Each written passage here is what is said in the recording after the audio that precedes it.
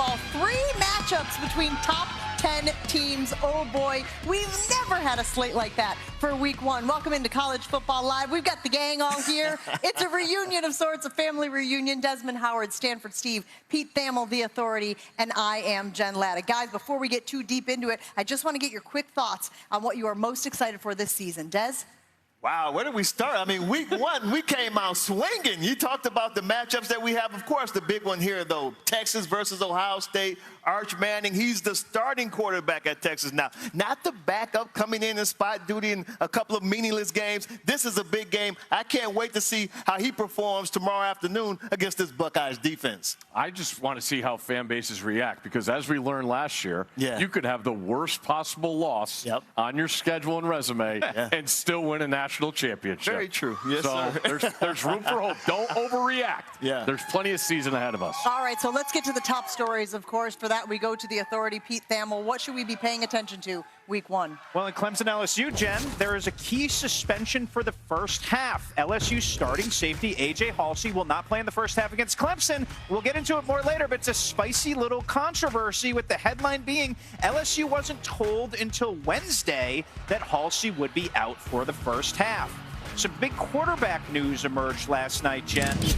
Sam Horn, who is the starter for Missouri, he was going to play the second half for Missouri. He was kind of a co-starter. They were obviously played Boat Reveal in the first half. He got injured, and I was told today by a source that he's out indefinitely. As for Billy Edwards of Wisconsin, there's better news. He had that non-contact knee injury. You see him hobbling right there. The worst fears have been eliminated. I was told he got an MRI, and it came back negative. He is week to week. We'll see if he's back for Bama in week 3. And in this game here, there's a big update on Texas receiver Emmett Mosley. He is making the trip to Columbus, but he is expected to be limited, and he likely won't play significant snaps. Look for Parker Livingstone, a redshirt freshman with 0 career catches, to play a big role for the Longhorns. The theme of this whole season, Jen, is a lot of new faces and new places in key roles, and Parker Livingstone epitomizes that. Yeah, Texas, one of those teams. Ohio State, one of those teams that has to fill a lot of spots, and we will get to see them on the field tomorrow afternoon. So this week's road test is brought to you by Goodyear. Number 1 Texas taking on number 3 Ohio State.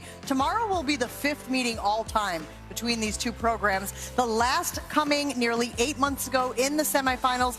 Each team has 2 wins in the series so far. So Des, we begin with you here. The Manning era, as you mentioned it is upon us. What are you expecting from that team tomorrow? I tell you what, guys, everywhere I go, I have people asking me, is anybody else playing college football outside of Arch Manning? Like, you guys talk about him all the time. I mean, the hype is through the roof right now for this young man.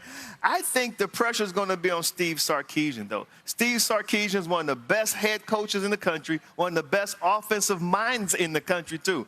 Now he's going to be challenged going up against this Buckeyes defense with a young quarterback who's never been in an atmosphere like this before. I believe he doesn't have the weapons he had a year ago, but they load up. They still have some talent, maybe inexperienced, unproven talent, but guys they have confidence in. I want to see what the game plan is going to be. When I played, we had the first scripted plays, like probably 12 plays, and they were scripted. I want to see what is going to be his game plan to try to ease his young, very talented quarterback, who people are starting to talk about him for the Heisman, into this game. Yeah, and I think if Texas is going to have success, they have to slow down the Ohio State offense. Yeah. And that starts with a defense. Both these teams have a lot of the similarities in what they have to replace. You know, guys on the defensive line, guys on the offensive line. So the Texas defense, 1 catch, 3 yards, Jeremiah Smith last year. Can they do that again with limited personnel in this building? That's remains to be seen. And Pete, what about the defense for Ohio State? Well, Jen, if you think the only famous number 2 pencil that will factor in tomorrow will be that of our friend Coach Corso, I would tell you, not so fast, my friend,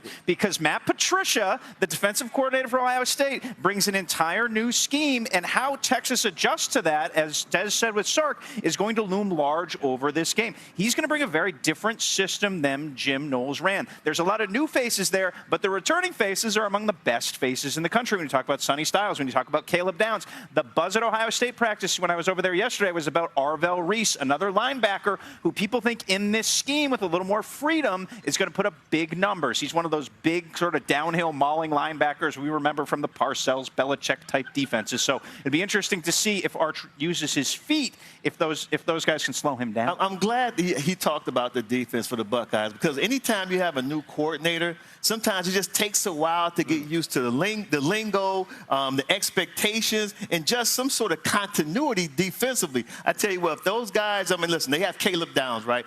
Best safety in college football. No doubt. But if there's like one miscommunication, that ball's flying way over their head. So it's going to be really something interesting to watch how that secondary in the back end, how they approach this game tomorrow, because they have to stay on the same page at all times. I think you could make the argument that Jeremiah Smith and Caleb Downs are not just the two best players in the Big Ten, they're two of the best players in the country, and obviously for the hometown Buckeyes. I heard it back there. That's right. Come on, we got dozens of fans back here, dozens of them. Let's get to LSU Clemson, another big matchup taking place this weekend. Tomorrow night, number 4 Clemson hosts number 9 LSU. That's at 7:30 Eastern on ABC. LSU has won 3 of 4 in the series history, but this will be the first regular season meeting between the two programs. The last one, 2020 CFP National Championship game, LSU beat Clemson 42-25. LSU has lost 5 straight openers since winning the national championship in 2019. Pete, you touched on it earlier. There are updates with this LSU team. What is the latest? Sure. So A.J. Halsey's suspension, which you mentioned off at the top of the show, is a really, really compelling scenario. So I'm going to walk through the timeline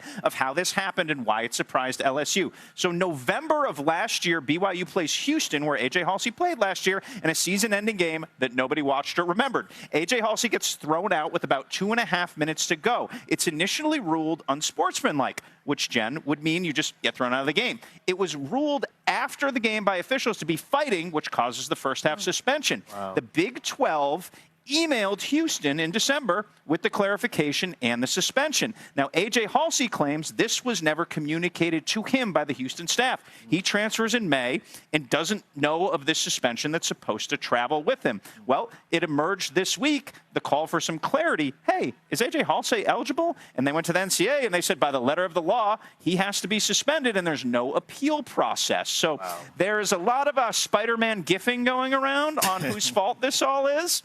And, yeah, let's just say there's going to be some spicy feelings on the LSU sideline about how this happened, both from the NCAA side and where it emerged from. Never a dull moment in college football, Des. I'm Coach Kelly, bro, I'm heated. Yeah. I'm heated. There's no excuse for that. He should have known this. I tell you what, I've been doing my research on LSU and their defense, and AJ is a guy who they got out the portal, and they probably got about 3 or 4 more defensive backs out of the portal, too.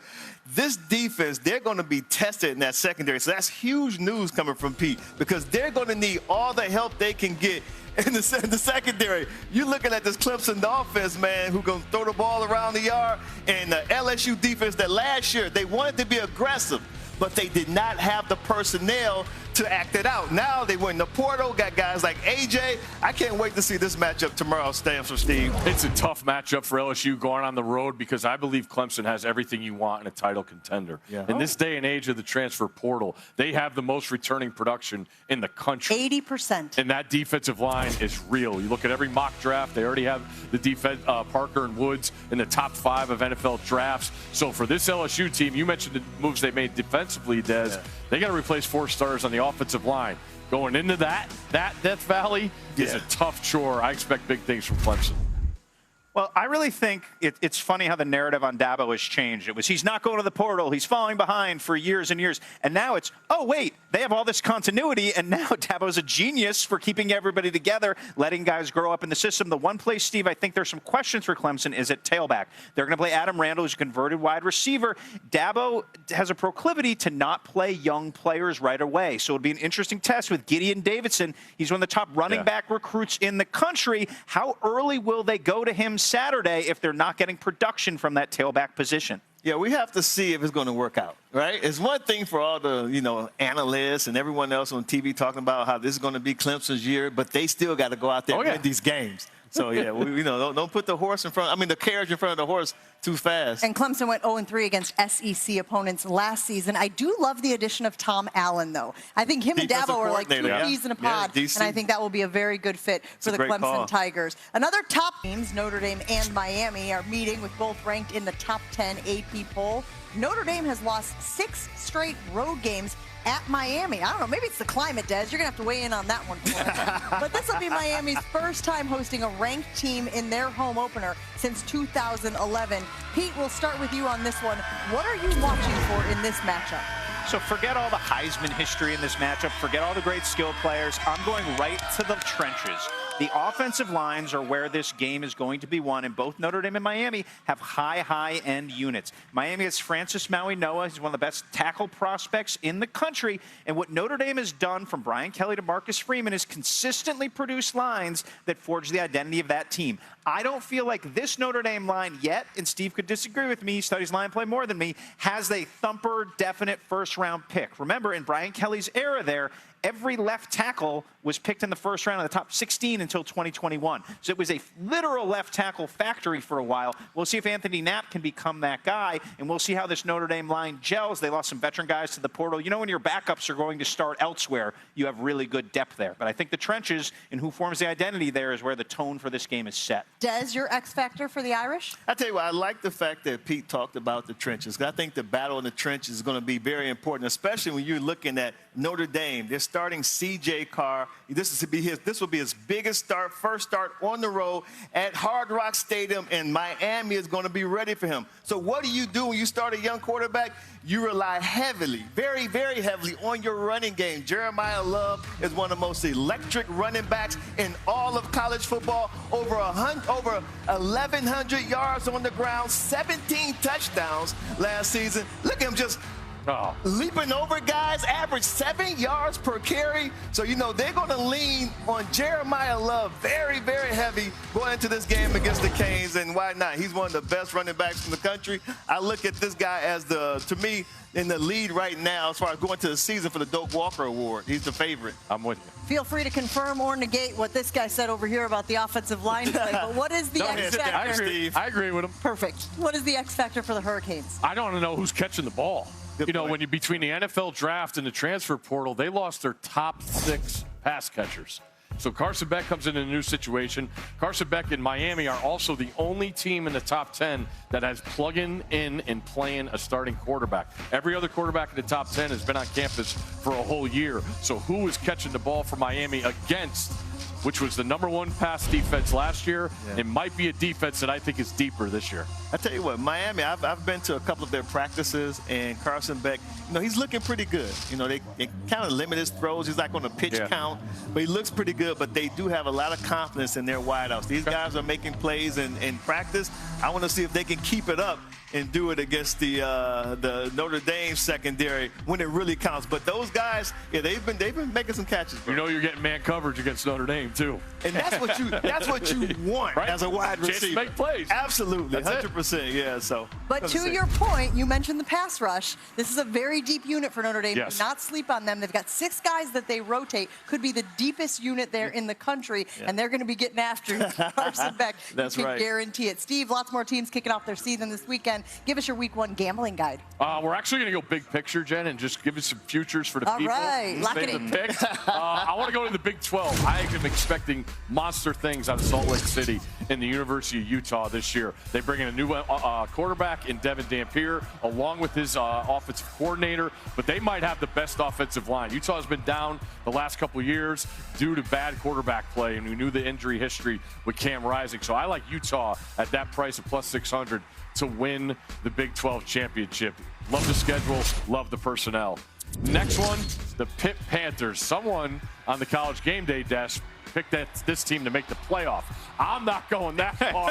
I'm just looking at the regular season wins of 6.5, and you're getting plus 120. As Coach Saban pointed out, one of his former quarterbacks, Eli Holstein, in charge of there. Desmond Reed's a playmaker at running back. I really like the Pitt Panthers this year to go over 6.5 wins. And then finally, I hate to say it, but I'm going to go Penn State to win the Big Ten at the price. That's the price. It's not about the personnel. They're not the favorite. Ohio State is the favorite right now, according to a bunch of books. But I look at Penn State. If not now, when?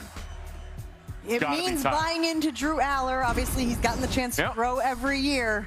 But he's got to shut up or put up. Put up or shut up, as they say. Shut up or put up or shut up. You know what I mean. For Drew Aller and Penn State. All right, some quick picks for tonight's games. We begin with Auburn at Baylor. Steve, I'll start with you. I'm going to go with the home team here. This is as exciting a game. We know Auburn has struggled. Hugh Freeze has recruited well. They got a new quarterback in. I just look at Baylor as a formidable opponent. At home in Waco Friday, going to be steamy. Sawyer Robertson is fantastic at quarterback. Give me the home team plus the points. Well, you talked about the quarterback. I'm talking about Jackson Arnold for Auburn. I got to give him some type of credit. You know, he's a 5-star, didn't work out in Norman, change of scenery. Great receiving core at Auburn, too. People aren't talking about those guys like Cam Coleman. They brought in Eric Singleton Jr. So I think I'm going to go with the Auburn Tigers. All right, other game, Colorado at Georgia Tech. I'm going to go with Georgia Tech. Again, the third year in a row. I need to see Colorado before I want to make any predictions. The roster interchanging out. They obviously had a successful season with Shador, new quarterback, a lot of new faces there. Georgia Tech, I loved when we were there in Ireland last year. The game plan they had for a season opener, I expect them to be buttoned up in a tough environment. Give me Georgia Tech minus the point. I agree with you. I'm going Georgia Tech. Just doesn't know what I'm going to get from, Colorado at this point. Lost too much with Travis Hunter and the Sanders brothers. And then you look at what Georgia Tech is doing. They were very impressive. They were like, what did they take them? Georgia into 5 overtimes last year and still could have won that game. So I like what they're doing. I'm going with Georgia Tech. A program that is certainly on the rise in Georgia Tech. Coming up on College Football Live, maybe you've heard